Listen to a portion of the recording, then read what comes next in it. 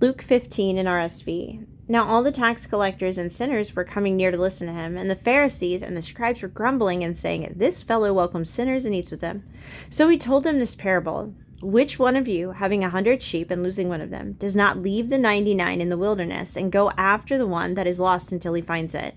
When he has found it, he lays it on his shoulder and rejoices. And when he comes home, he calls together his friends and neighbors, saying to them, 'Rejoice with me, for I have found my sheep that was lost.' Just so I tell you, there will be more joy in heaven over one sinner who repents than over 99 righteous persons who need no repentance.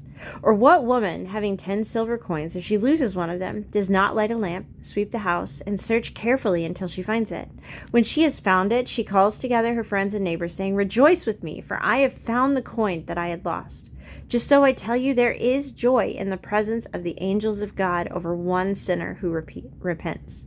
Then Jesus said, "There was a man who had 2 sons.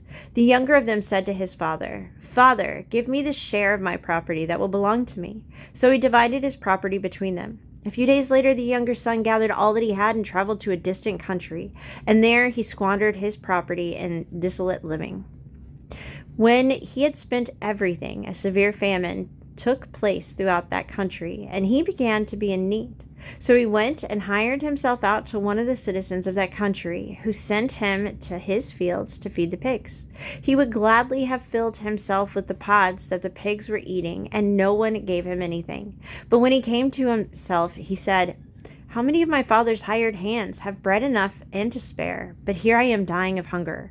I will get up and go to my father, and I will say to him, Father, I have sinned against heaven and before you. I am no longer worthy to be called your son. Treat me like one of your hired hands.' So he set off and went to his father. But while he was still far off, his father saw him and was filled with compassion. He ran and put his arms around him and kissed him.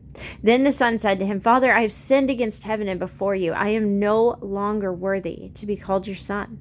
But the father said to his slaves, "Quickly, bring out a robe, the best one, and put it on him.